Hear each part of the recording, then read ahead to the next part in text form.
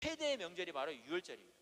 그래서 이날은 전국에서 세계의 모든 곳에서 이 유대인들이 다 모여들어서 이 예루살렘에 오기 위해서 북새통을 이루었을 것입니다. 그래서 이 예수님도 유월절이 가까워지자 예루살렘으로 올라가신 거예요.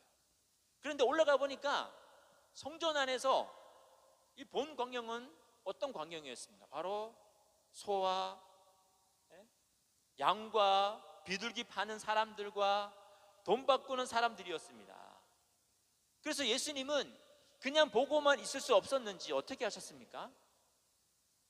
노끈으로 채찍을 만들어 가지고 양이나 소를 다 성전에서 쫓아버리고 돈 바꾸는 사람들의 상을 엎어버리시고 이 상을 엎어버리는 거예요.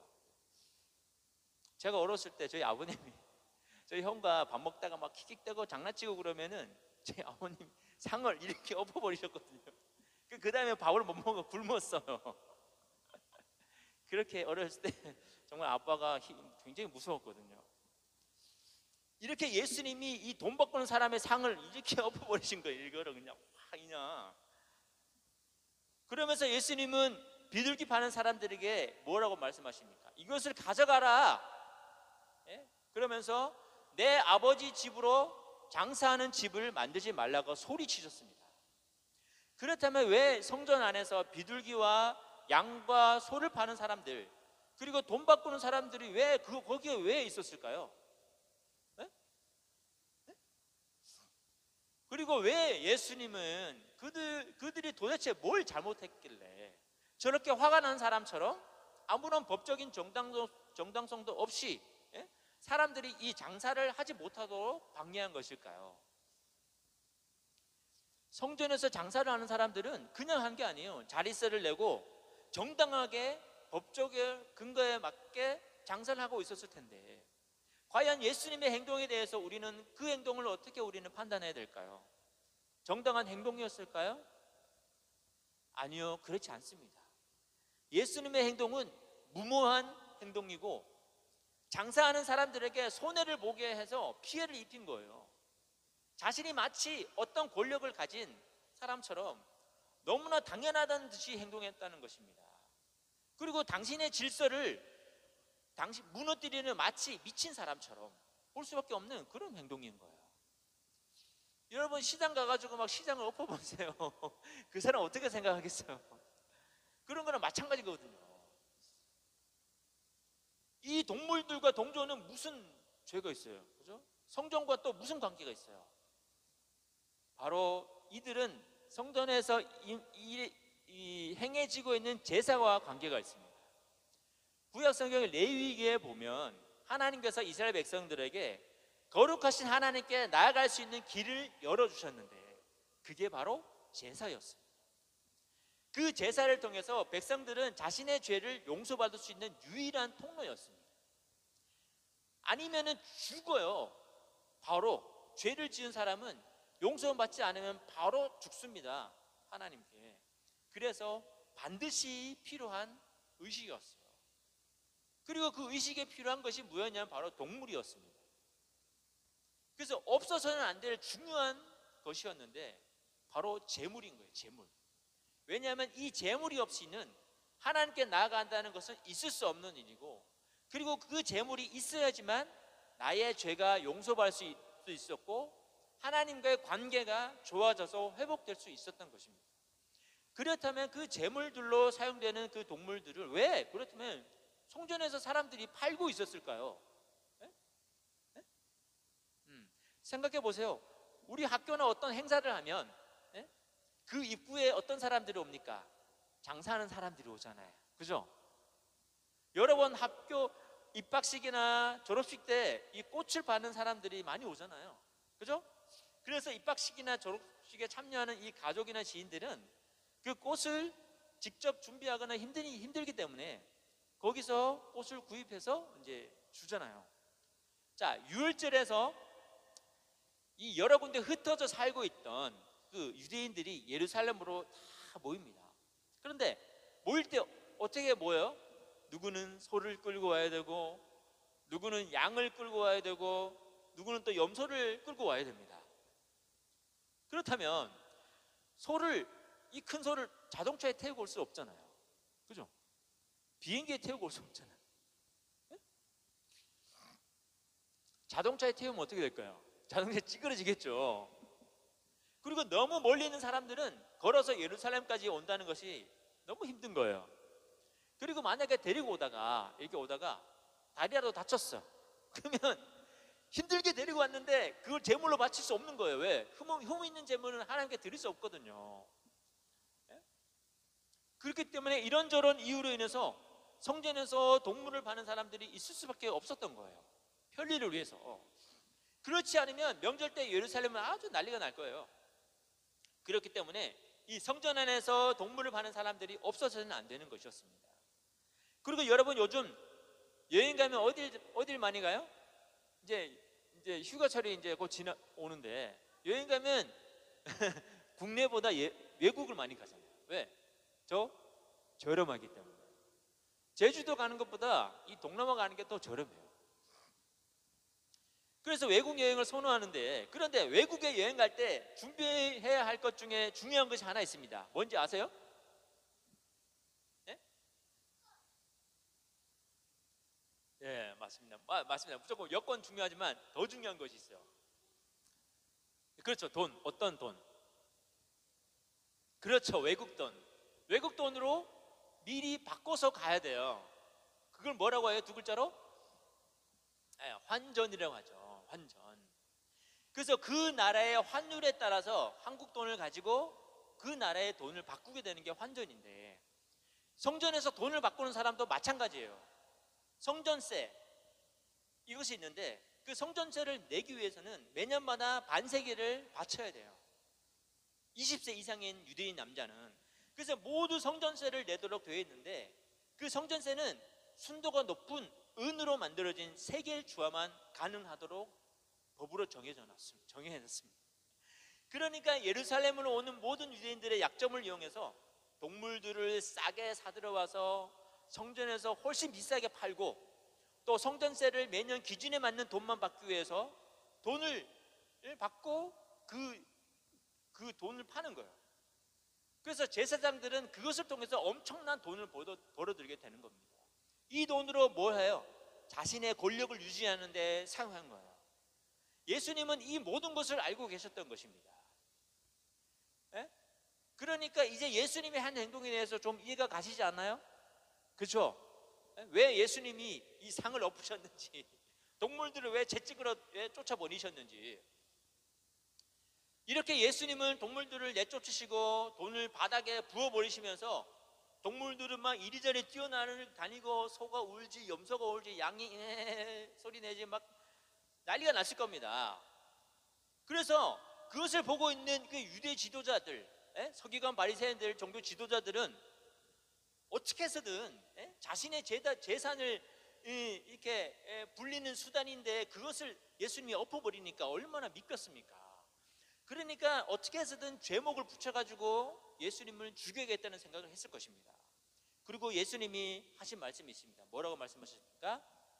16절에 내 아버지의 집으로 장사하는 집을 만들지 말라. 내 아버지에서 내라는 말이 뭐예요? 나 단수잖아요. 나. 그래서 이 성전은 이스라엘이 하나님의 백성으로 부름받았던 의미에서, 그 의미에서는 뭘 얘기했냐면 하나님의 임재를 말하는 거거든요. 이 성전은. 그래서 하나님께서 우리와 함께 하신다는 의미가 바로 성전인 거예요. 그래서 유대인들에게 가장 중요한 것이 뭐냐면 이 성전이에요. 성전이 없으면은 하나님이 유대인과 함께 하지 않는 것이고 유대인들을 버린 거예요. 그래서 하나님께서 유대인들의 그 성전을 어떻게 하셨습니까?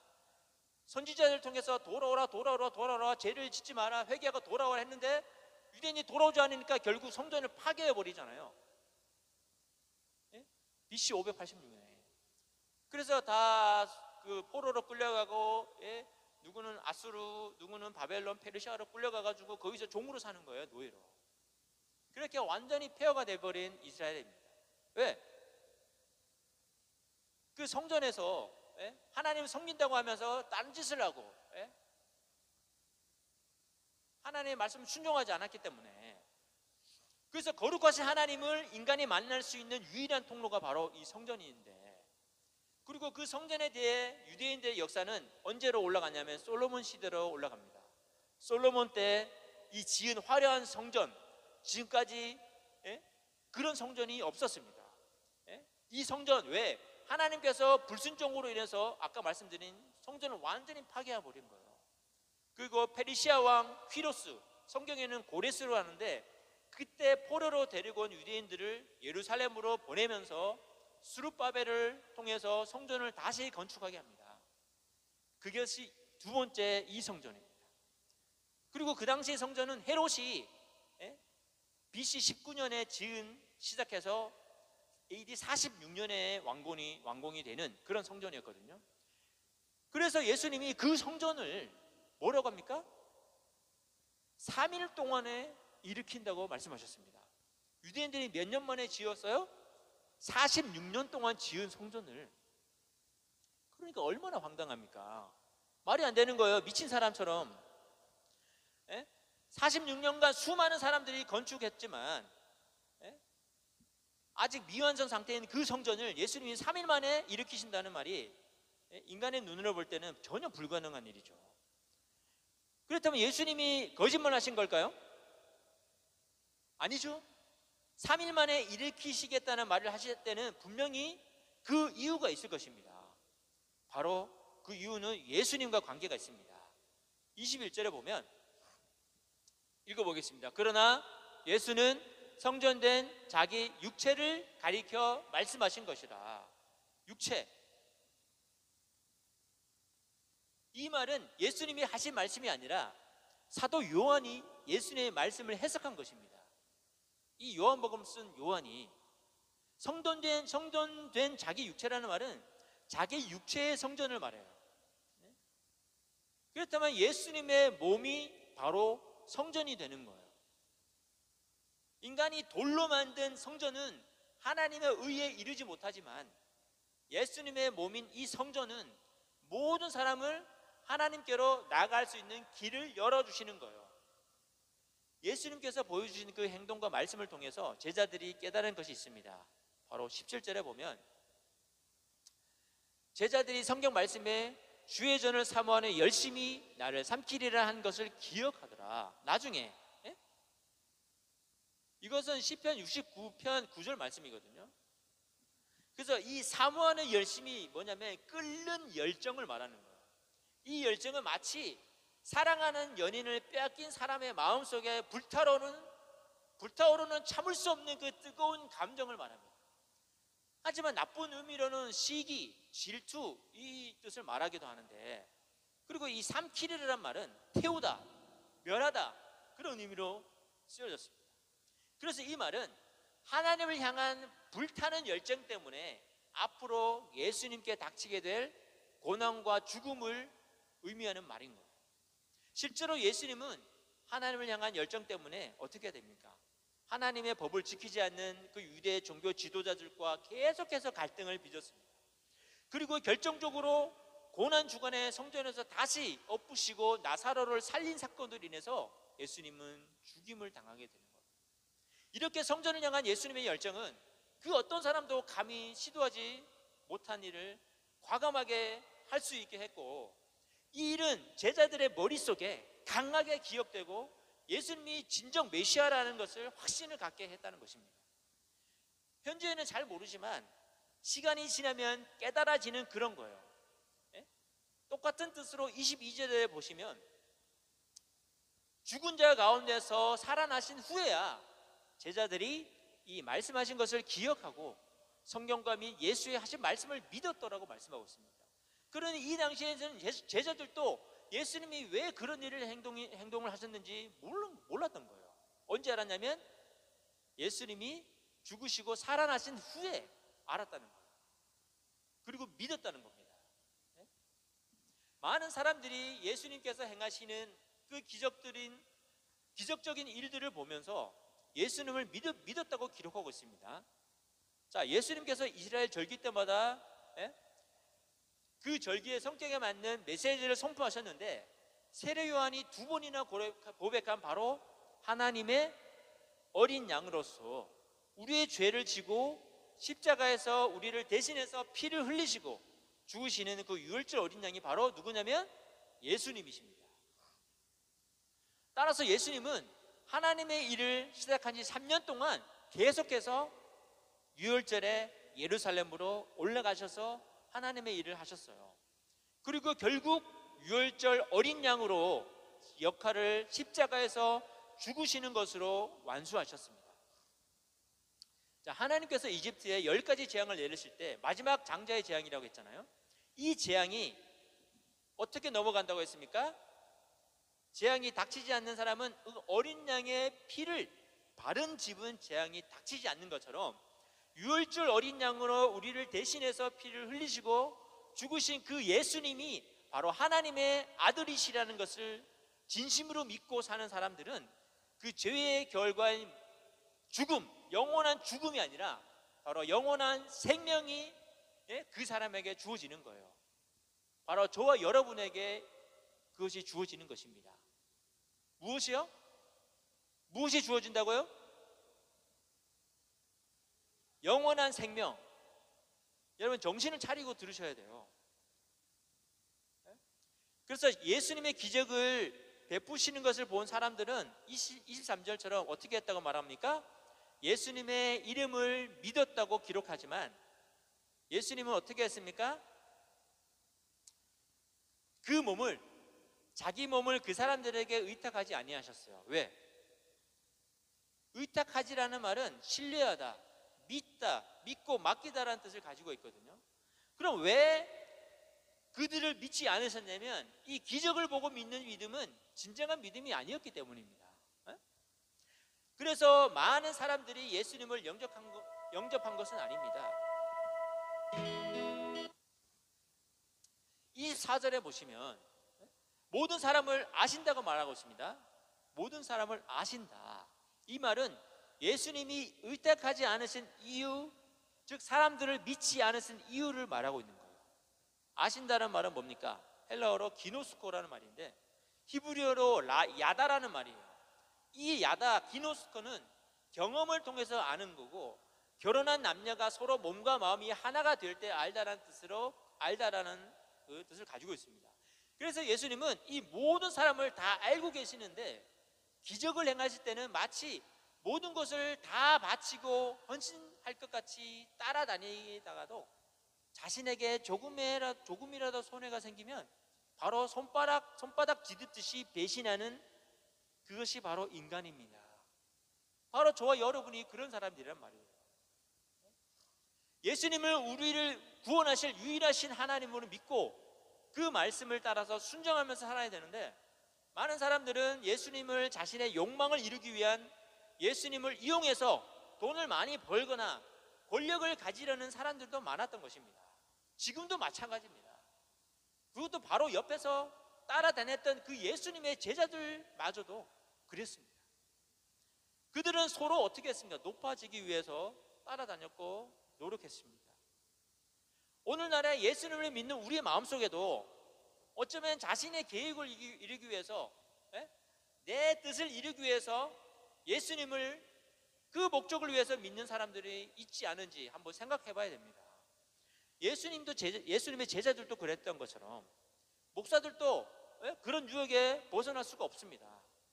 예수님을 따르기 위해서는 자기 십자가를 지고 이 좁은 길을 가면서 예수님을 따라가야 하는데 이렇게 하는 사람들이 점점 줄어들고 오히려 지도자들마저도 타락해가는 걸 보면 너무나 안타까운 거예요. 25절에 보시면 사람의 속에 있는 것을 아신다고 말씀하십니다. 신이 사람의 속에 있는 것을 아심으로, 그렇다면 이 사람의 속에 있는 것이 무엇이기 때문에 무엇이기에 예수님께서 자신을 의탁하지 않았을까요? 바로 이 갈라디아서에서 나오는 사람의 몸에서 육체에서 나오는 것들이 속이 되고 있는데 바로 그것입니다. 뭐냐면 음행과 더러운 것과 호색과 우상 숭배와 술수와 원수 맺는 것과 분쟁과 시기와 분냄과 당짓는 것과 불리함과 이단과 투기와 술 취함과 방탕함과 또 그와 같은 것들이라고 말씀하고 있습니다. 그것들이 우리 속에 있기 때문에, 그걸 너무나 잘 아시기 때문에 예수님은 우리 속에서 아무 증거도 받아줄 필요가 없었던 거예요. 이것들이 우리 속에서 나오는 것들이기 때문에 이 더러운 것들이 다 저 여러분 안에 있다니까요. 우리 인정해야 돼요. 어떤 증거도 기대할 것이 없다는 거예요. 저 여러분에게는. 우리 인간의 내면에 가려져 있는 그 이런 마음들을 아시는 예수님이 1장에 말씀하고 있는 그 예수님이 누구신가를 잘 나타내고 있습니다. 1장에서 말씀하신 것처럼 요한복음 1장에 말씀이 하나님과 함께 계셨고 이 세상의 모든 것을 창조하셨고 또 우리를 지으셨다고 말씀하고 있습니다. 그 예수님은 하나님 자신이 인간의 몸을 입고 이 땅에 오신 하나님이십니다. 왜 오셨을까요? 우리와 함께 하시기 위해서 오셨습니다. 왜냐하면 우리 인간을 너무 잘 아시기 때문입니다. 다시 말해서 이 동물의 피로는 우리를 구원할 수 없기 때문에 성전에서 하나님께 드리는 그 동물의 피의 제사로는 우리를 구원할 수 없기 때문입니다. 왜냐하면 죄를 지을 때마다 계속해서 동물의 제사를 하나님께 드려야 되거든요. 성전은 예수님의 그림자일 뿐인 거예요. 구약의 모든 절기와 의식은 모든 예수님 그리스도를 향하고 있는 거예요. 따라서 모든 율법을 인간이 힘들게 지켜서 완성하는 것이 아니라 예수님 자신이 바로 모든 율법의 완성이신 것입니다. 모든 절기의 의식의 완성이 바로 예수님이십니다. 우리 속에 나오는 모든 이 더러운 것들은 우리의 어떤 노력으로도 우리가 깨끗해질 수가 없습니다. 예수님만이 우리의 이 더러운 것들을 깨끗하게 하실 수 있습니다. 그렇다면 우리의 할 일은 뭔가요? 그 예수님을 진심으로 믿는 거예요. 예수님이 아닌 다른 복음을 전하고 있다면 이단이고 사이비 종교입니다. 이곳에 함께 모여 우리가 예배하면서 교제하면서 가르침을 받는 이 장소는 성전이 아니고 그냥 예배하는 곳이에요. 우리의 모임인 곳이에요. 교회는 건물이 아닙니다. 교회는 저와 여러분이 교회고 성전이 바로 저와 여러분인 거예요. 이스라엘 백성들의 눈에 보이는 이 성전 건축은 예수님의 그림자였고 그 예수님을 믿는 사람들이 바로 성령님이 그 안에 계심으로 바로 성령의 성전인 것입니다. 고린도전서 6장 19절에 이런 말씀이 있습니다. 너희 몸은 너희가 하나님께로 받은 바 너희 가운데 계신 성령의 전인 줄을 알지 못하느냐? 너희는 너희 것이 아니라 라고 말씀하고 있습니다. 성전은 바로 우리 한 사람 한 사람이 성전이고 우리가 모두 교회인 거예요. 이 모임이. 그래서 신부로서의 교회가 신랑이신 예수님의 혼인잔치에 들어가기 위해서는 우리가 깨어 있어야 한다는 것입니다. 마태복음 24장에 적그리스도 이야기가 나옵니다. 이 적그리스도는 많은 사람들을 미혹한다고 말하고 있습니다. 이제 적그리스도가 나올 시기가 멀지 않았습니다. 여러분 깨어 있어야 합니다. 이것은 AI의 발전과 관련이 있고 챗GPT의 발전, AI가 올해 말에 멀티모달로 발전하면서 AGI가 나옵니다. 그 윤곽이 드러나고 있습니다 지금. 그리고 예수 그리스도를 믿으면 심각한 불이익과 박해와 환난이 믿는 자들을 기다리고 있습니다. 아마 영생을 가능하게 하는 나의 아바타인 AI가 나오게 될지도 모릅니다. 여러분 영화 아바타에서 나오는 거 보셨죠? 에? 내가 아니라 그 아바타에 나의 모든 것이 다 들어가 있어요. 그죠? 그것이 실제로 일어날 수 있습니다. 그렇게 된다면 굳이 힘들게 예수 그리스도를 믿고 천국에 가라는 사람들은 점점 사라지게 되는 거예요. 아마 나의 아바타를 통해서 내가 죽어도 내 아바타를 통해서 내가 영원히 살 수 있는데 예수님을 왜 믿습니까? 아마 100만 명 중에 진정한 그리스도인이 한 명이 될 수도 있습니다. 100만 명 중에.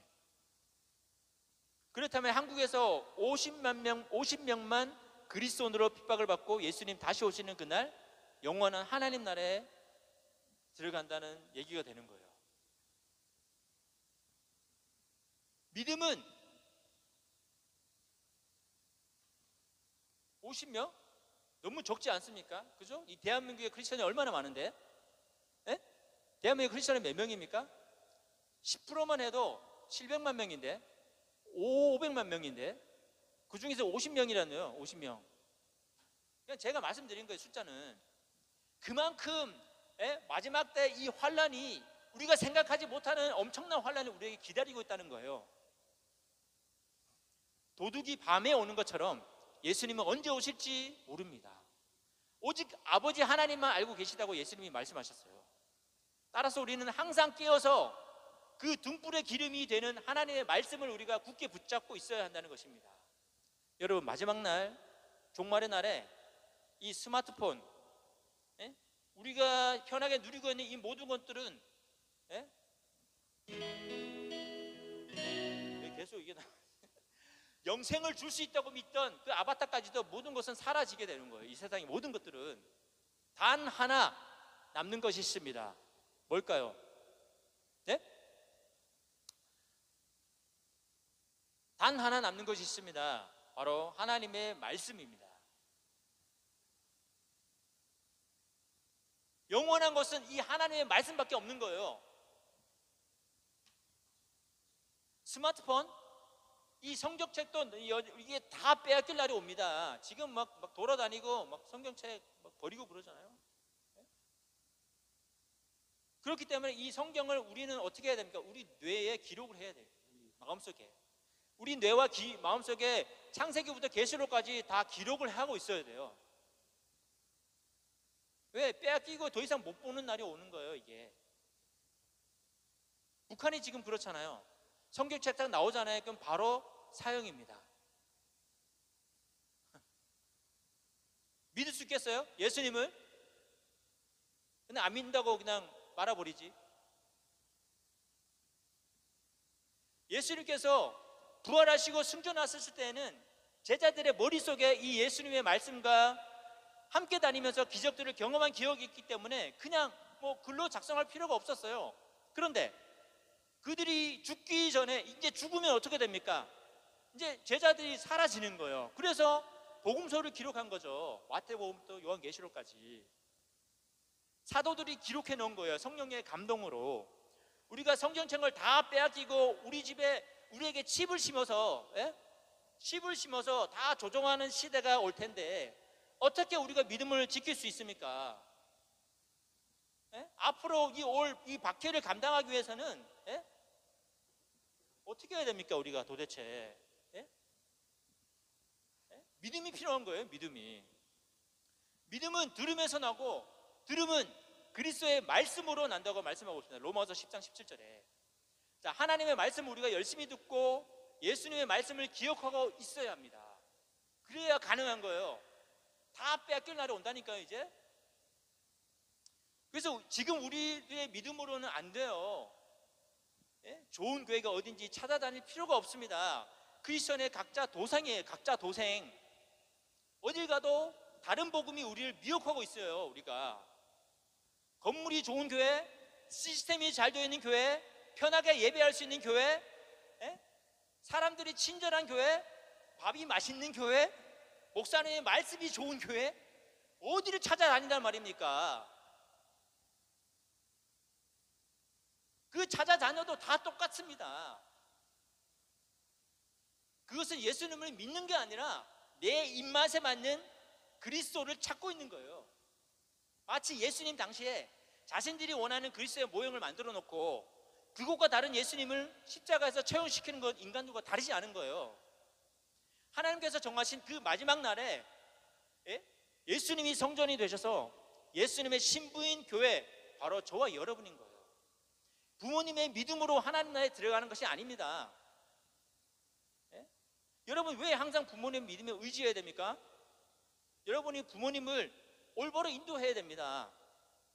부모님이 하나님 말씀대로 살지 않고 있으면 왜 그렇게 사십니까? 성경 말씀에 이렇게 나와 있는데 이렇게 얘기를 해야죠. 부모님은 예수를 믿지 않는다. 예수님 믿어야 천국 갑니다. 왜 얘기를 못하는 거예요? 내가 믿음이 확신이 없기 때문에. 그죠? 내가 예수님 믿고 천국 갈 수 있는 확신이 없기 때문에 얘기를 못하는 거잖아요. 여러분, 우리는 스마트폰, 쇼트, 유튜브 영상 맨날 쳐다보고 있잖아요. 게임. 그때 AI는 뭘 하고 있는지 아세요? AI는 뭘 하고 있는지 아세요? 공부하고 있습니다. 학습하고 있어요. 누가 맨날 게임하고 스마트폰 쳐다보고 있을 때 AI는 학습을 하고 있다는 말이에요. 그러니 AI에게 인간이 역전 안 당할래야 당할 수가 없겠죠. 오픈 AI 회사에서 아니 지금 수면에 떠오르고 있지 않은 새로운 곳에서 아마 영생을 주는 아바타를 개발하고 있을 수도 있습니다. 지금 완성했을지도 몰라요. 아직 공개를 안 하고 있을 뿐이지. 여러분, 스마트폰 쇼트 영상을 보고 있을 동안에 하나님의 말씀을 읽어야 합니다. 게임하고 있을 동안에 하나님의 말씀을 읽어야 합니다. 목사를 통해서 말씀을 편하게 드리려고 하지 마세요. 주일날 이 1시간도 안 되는 그 시간에 이 말씀을 들어가지고 어떻게 우리의 믿음이 확신이 들겠습니까? 예? 또 이 성경 말씀을 제대로 전하고 있는지, 목사가 성경 말씀을 정말 제대로 전하고 있는지 아닌지 알아야 되잖아요. 그저 듣기만 하고 있으면 어떻게 압니까? 잘못됐다고 얘기할 수 있는 성도가 되어야 되잖아요, 목사한테. 그죠? 그래야 목사들도 제대로 내가 이렇게 해서는 안 되겠다, 더 열심히 해야 되겠구나, 성경을. 우리 목사님 말씀이 제일 좋아. 너무 재밌어. 나 목사님 코드가 맞는 것 같아. 이러지 마시고요. 주일날 20분 말씀 들어서 어떻게 신약을 유지할 수 있겠습니까? 여러분 각자 스스로 하나님의 말씀을 공부하고 연구해야 합니다.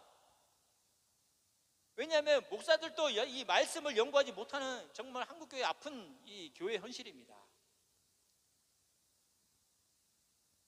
내 마음에 듣기 좋은 말만은 그런 교회로 가시겠습니까? 예수님이 왜 좁은 길로 가라고 말씀하셨는지 생각해 보세요. 지금 편하게 우리가 신앙생활 하면서 구원받았다고 안심해서는 안 되는 거예요. 말 그대로 전쟁입니다. 이제 우리의 목표는 모든 성경을 우리의 머릿속에 넣어야 하는 거예요. 불가능한 거죠. 그 흔한 성경책 앞으로 보고 싶어도 못 보는 시대가 옵니다. 그럴 때 우리는 하나님의 전으로서의 역할을 다 할 수 있는 거예요. 이 성경을 우리의 마음속에다 집어넣을 때, 하나님의 말씀이 우리 속에서 역사할 때, 그리고 진정한 성전이신 그 예수님의 신부로 우리가 마지막 날 예수님의 혼인잔치에 들어가는 그 영광이 저와 여러분에 있을 것이라는 말입니다. 기대하십시오. 하나님 나라가 우리에게 임할 것입니다. 우리는 예수님의 그 신부로 영원한 하나님 나라에서 하나님을 찬양하며 영원한 이 생명으로 우리는 살아갈 것입니다. 여러분이 바로 주인공입니다. 이제 스마트폰이 아니라 성경책을 들고 다녀요. 스마트폰에 있는 성경책이 보다 보면 뭐 이상한 광고 뜨고 보면 이 집중을 못 합니다. 종이 성경책, 이것이 왜 필요하냐면 딱 펼치면 이 말씀이 어디 있는지 이게 딱 펼치면 이게 딱 바로바로 감지가 되거든요. 근데 스마트폰은 안 돼요. 저도 스마트폰 하면 편하죠. 근데 종이 성경책하고 완전 비교가 되지 않더라고요. 그래서 이 책이 중요한 거죠. 이 책, 내가 글을 이 손으로 쓰면서 기억이 되고, 쓰면서 그 글자가 기억이 되면서 하나님의 말씀이 내 머릿속에서 내 마음을 감동시켜서 나의 삶을 인도해 주는 거예요. 왜 교회 예배하는, 왜 교회 다니는, 왜 사람들이 왜 잘 사는 줄 아세요? 은연중에 이 하나님의 말씀이 그 머릿속에 들어가 있고 마음속에서 나오기 때문에 잘 사는 거예요. 여러분은 복받은 사람들이에요.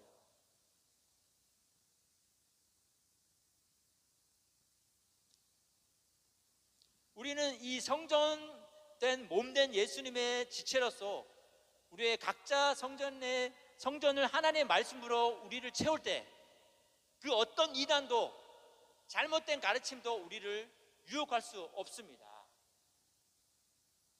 그리고 세상을 향해서 우리는 이제 하나님 나라와 복음을 선포하는 증인으로 우리가 살아가야 되는 거예요. 그것을 위해서 우리가 태어난 거예요. 우리를 먼저 부르신 이유가 바로 그것 때문이에요. 예? 복음을 전해야 돼요, 우리가. 제가 말씀드린 이 예수님을 전해야 된다고요, 여러분이. 친구에게, 가족에게, 소중한 사람에게 복음을 전해야 되는 거예요. 복음을, 예수 그리스도를. 이제 부흥의 시대가 다시 올 겁니다. 진정한 그리스도인으로 인해서. 예? 그 주인공이 바로 저와 여러분인 거예요. 이 예배당 작다고 무시하지 마십시오. 예?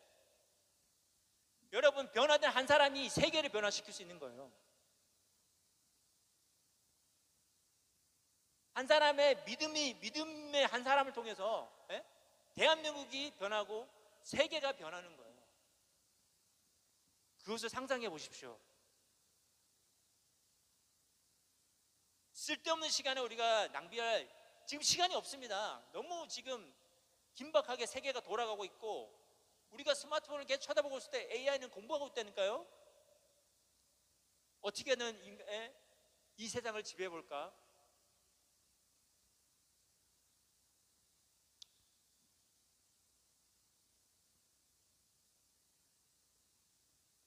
좀 내가 언성이 너무 높아진 것 같은데.